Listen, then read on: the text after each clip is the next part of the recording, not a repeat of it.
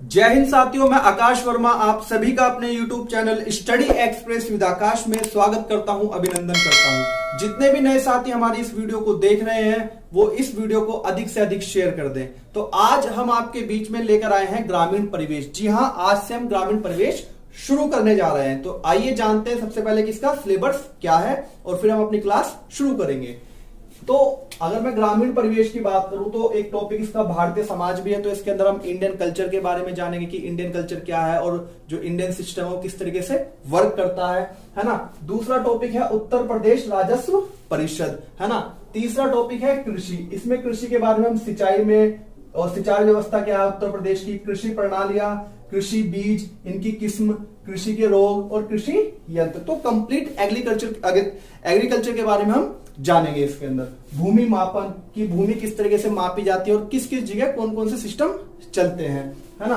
भूमि सुधार, पशुपालन और पशु गणना, ये भी एक इसका इंपोर्टेंट टॉपिक है क्योंकि ये भी कृषि का ही एक पार्ट है ना। पशुपालन भी एक एग्रीकल्चर का ही पार्ट कहलाता है। सातवां है जो राज्य और केंद्र सरकार की महत्वपूर्ण योजनाएं हैं उनके बारे में जानेंगे। आठवां टॉपिक है पंचायती, है ना, पंचायती राज। क्या?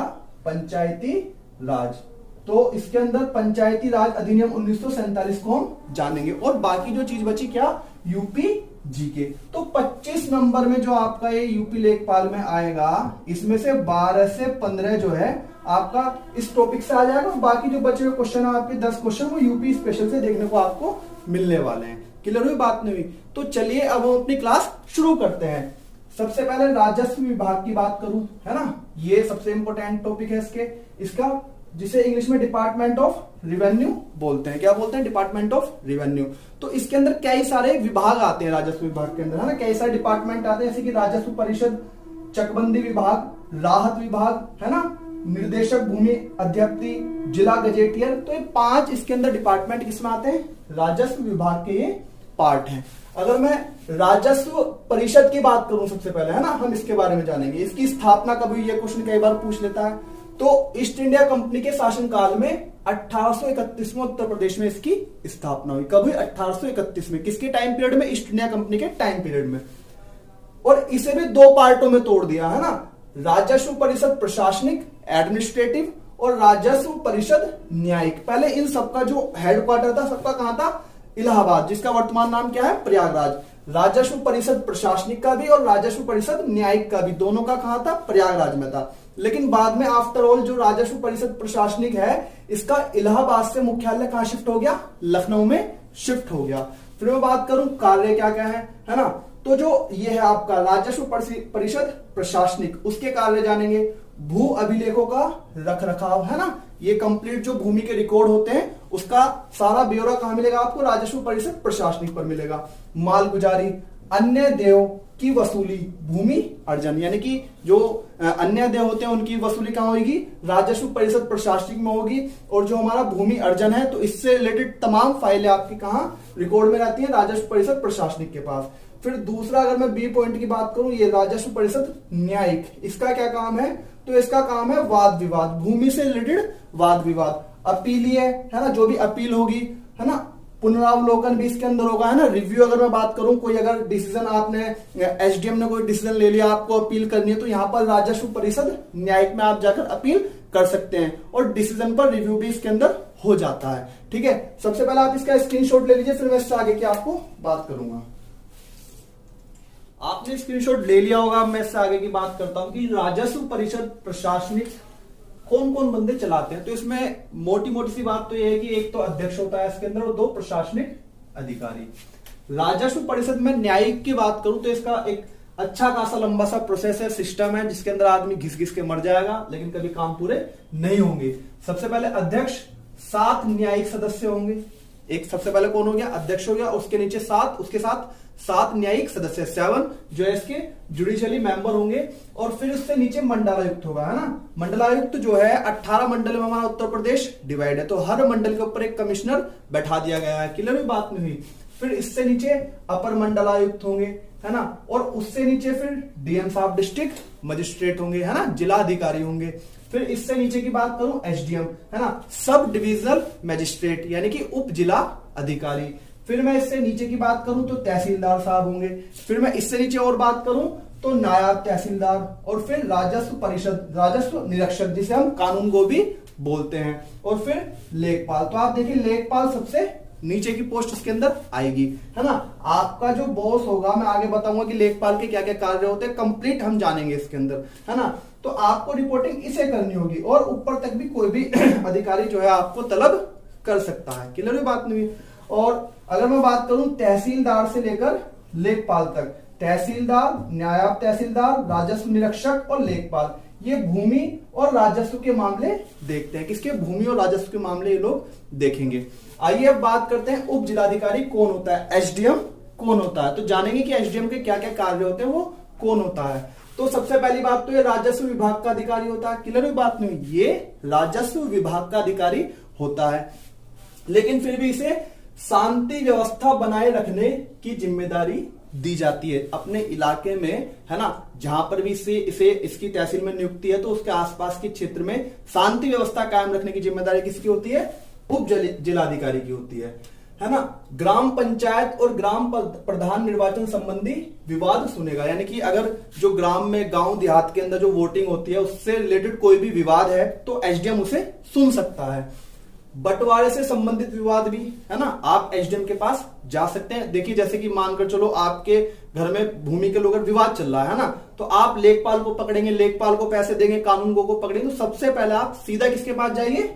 उप जिलाधिकारी के पास जाइए और यहां पर अपना मसला रखिए और यह आपके विवाद को सुनेगा और उसे शॉर्ट आउट भी करेगा, है ना। हदबंदी या सीमांकन के मामले, है ना, बाउंड्रीज से रिलेटेड जो भी खेत की हो या प्रॉपर्टी की हो, तो वो सारे मामले के जो देख रेख है वो उप जिलाधिकारी करेगा। यदि आप इसके डिसीजन से सहमत नहीं है, मान लीजिए भाई आपको एसडीएम साहब के डिसीजन पर आपत्ति, आप इससे क्या नहीं है? सहमत नहीं है। तो अगर आप सहमत नहीं है तो आप किसके पास जा सकते हैं? डीएम साहब के पास जा सकते हैं, ना, डिस्ट्रिक्ट मजिस्ट्रेट के पास जा सकते हैं। अगर आप डिस्ट्रिक्ट मजिस्ट्रेट से भी सहमत नहीं है तो आप मंडलायुक्त के पास जा सकते हैं, है ना। किसके पास जा सकते हैं?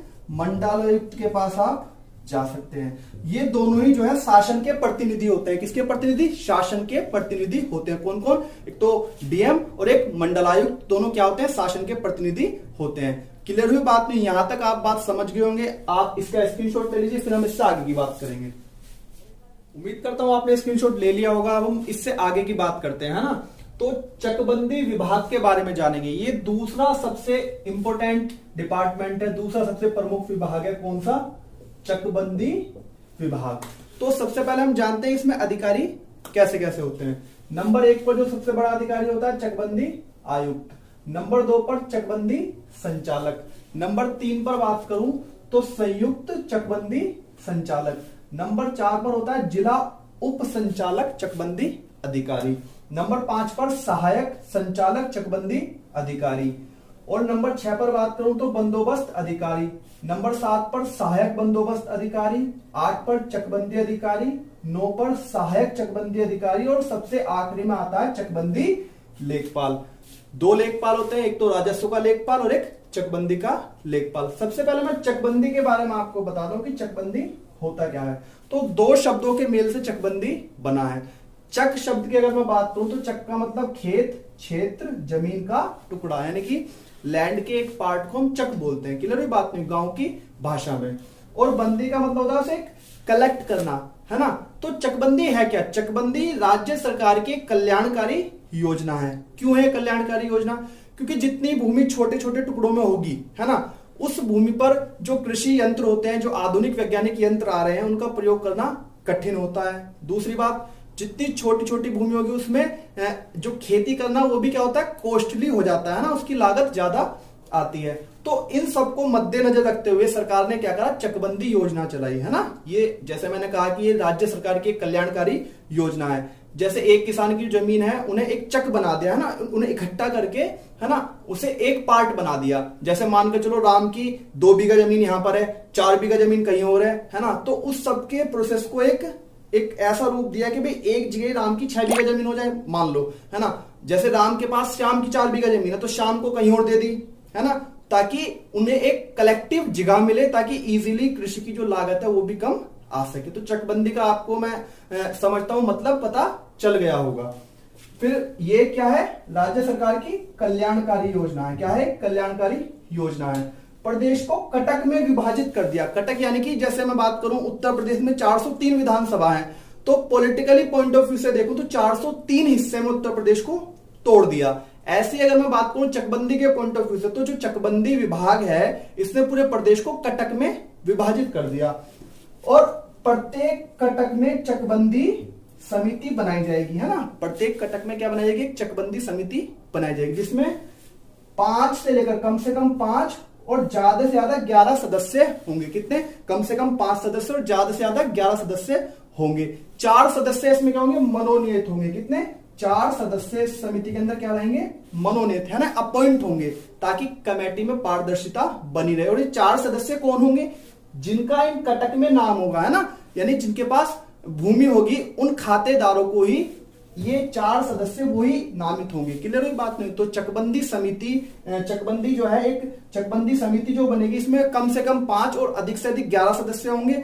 4 सदस्य इसमें क्या होंगे, मनोनीत होंगे, है ना, नामित होंगे। और वो कौन होंगे, जिनका इन कटक में नाम है, यानी कि जो खातेदार हैं वो होंगे। ऐसा नहीं है कि मानकर चलो एक चकबंदी समिति बन रही है, जिन लोगों का नाम नहीं है उन्हें भी मनोनीत कर दिया, तो इससे समिति में पारदर्शिता नहीं बनी रहेगी। तो पारदर्शिता, ट्रांसपेरेंसी बनाने के लिए 4 सदस्य मनोनीत वही होंगे जो खातेदार होंगे, उस कटक के, उस एरिया के खातेदार होंगे। क्लियर हुई बात नहीं।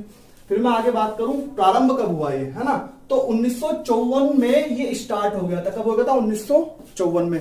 2 तहसील कौन सी थी जहां पर ये सिस्टम चकबंदी का लागू हुआ, तो नंबर 1 है मुसाफिर खाना तहसील। ये तहसील आपकी कहां पड़ती है, ये तहसील आपकी सुल्तानपुर डिस्ट्रिक्ट में। आज वर्तमान में इस डिस्ट्रिक्ट का नाम क्या है, अमेठी, क्योंकि अमेठी डिस्ट्रिक्ट जब बना तो ये सुल्तानपुर से अलग होकर बना था। ठीक है, तो सबसे पहली तहसील कौन सी थी, मुसाफिर खाना, और दूसरी कैराना। ये कैराना मुजफ्फरनगर में जगह पड़ती थी पहले, अब कहां पर है, शामली डिस्ट्रिक्ट के अंतर्गत आती है। क्लियर बात नहीं। कौन सी, मुसाफिर खाना और कैराना। कब, 1954 में। और पूरे प्रदेश में कब लागू हुई, तो 1954 में पूरे प्रदेश में क्या हो गई, ये लागू हो गई स्कीम। क्लियर बात नहीं। तो अगर मैं बात करूं कि चकबंदी का काम होता क्या है, तो जितने भी खेत हैं उन्हें सबको एकत्रित करना, व्यवस्थित तरीके से एकत्रित करना ही चकबंदी विभाग का कार्य होता है। फिर आगे ये उम्मीद करता हूं चकबंदी विभाग आप अच्छे से समझ गए होंगे। फिर इसके बाद में बात करूं राहत विभाग। अच्छा, एक क्वेश्चन और आता है कि आपसे अगर ये पूछ लिया जाए कि अब तक कितनी बार चकबंदी हो चुकी है। सबसे पहली बात है ये एक अब तक चकबंदी पूरे प्रदेश में लगभग 1 बार कंप्लीट हो चुकी है ना। 1958 से लेकर अगर मैं अब तक की बात करूं तो कंप्लीटली उत्तर प्रदेश के अंदर 1 बार चकबंदी हो चुकी है। और ये राज्य की कल्याणकारी योजना है जिसका कार्य है खेतों को एक व्यवस्थित तरीके से एकत्रित करना, इकट्ठा करना, ताकि किसान इजीली उस पर खेती कर पाए और उसकी लागत भी कम आए। ठीक है, फिर मैं बात करूंगा राहत विभाग की, जिसे राज्य आपदा प्रबंधन विभाग भी कहा जाता है। क्या, राहत विभाग को राज्य आपदा प्रबंधन विभाग भी कहा जाता है। प्रमुख आपदाएं कौन कौन सी आ सकती है ना प्रदेश के अंदर या कहीं पर भी, किसी भी प्रदेश के अंदर या किसी भी देश के अंदर, बाढ़, सूखा, आगजनी और भूकंप, ये तो आ सकती है। बाढ़, सूखा, आगजनी और भूकंप। अगर मैं बाढ़ की बात करूं, है ना, बाढ़ से सबसे ज्यादा प्रभावित हमारा जो पूर्वी उत्तर प्रदेश है वो बाढ़ से सर्वाधिक प्रभावित रहता है ना। और बात करूं सूखे से, तो दक्षिणी और पश्चिमी उत्तर प्रदेश सूखे से अधिकतर प्रभावित रहता है। और आगजनी, आग तो कहीं पर भी लग सकती है, तो पूरे प्रदेश के अंदर जो है आग का डर बना रहता है, किसी भी कारण से आग लग सकती है, आगजनी हो सकती है। और भूकंप की बात करो तो मेनली पश्चिम उत्तर प्रदेश के जो 11 जिले हैं, है ना, पश्चिम उत्तर प्रदेश के 11 जिले, गाजियाबाद, है ना, नोएडा, क्या बोलते हैं आपका मेरठ, ये तमाम जो पश्चिम उत्तर प्रदेश के 11 जिले हैं सटे हुए एनसीआर से, ये भूकंप की चपेट में हैं। क्लियर बात नहीं, ये भूकंप प्रभावित डिस्ट्रिक्ट कहे जाते हैं। कुल 240.93 लाख हेक्टेयर भूमि है उत्तर प्रदेश में। कितनी, 240.93 लाख हेक्टेयर भूमि जो कृषि के लिए है। इसमें से बाढ़ प्रभावित जो है 73 लाख हेक्टेयर भूमि है। कितनी, 73 लाख हेक्टेयर भूमि क्या है, बाढ़ से प्रभावित है। बात करूं अधिकारियों की, तो राहत आयुक्त होता है इस विभाग में। किसमें, राहत विभाग में, जिसे राज्य आपदा प्रबंधन विभाग भी कहते हैं। इसमें नंबर 1 सबसे ऊपर का कौन होता है, राहत आयुक्त। और फिर अगला सिस्टम कौन देखता है, मंडलायुक्त। फिर ना इसके बाद कौन है, डीएम साहब हैं, जिलाधिकारी। और फिर एसडीएम साहब हैं, उप जिला अधिकारी, सब डिविजनल मजिस्ट्रेट। क्लियर हुई बात नहीं? तो चलिए आज की क्लास हम यहां पर समाप्त करते हैं। उम्मीद करता हूं कि आपको क्लास पसंद आई होगी, और क्लास से रिलेटेड कोई भी डाउट हो, कोई भी सवाल हो, शिकायत हो, कमेंट बॉक्स में आपकी शिकायत, आपके डाउट आमंत्रित हैं। और जाते जाते आपसे अपील करूंगा कि हमारे चैनल स्टडी एक्सप्रेस विद आकाश को सब्सक्राइब करें, अधिक से अधिक इस चैनल को शेयर करें, और जो जितने भी साथी हमारे इस वीडियो को देख रहे हैं, हमारा जो इंस्टाग्राम पेज है करंट अफेयर्स एक्सप्रेस, उसे भी फॉलो करना ना भूलें, ताकि आपको सारे नोट्स वहां पर इजीली प्रोवाइड करवाए जा सके। साथ ही साथ जो हमारा फेसबुक पेज है स्टडी एक्सप्रेस विद आकाश, उसे भी फॉलो करना ना भूलें। इसी के साथ जय हिंद, जय भारत।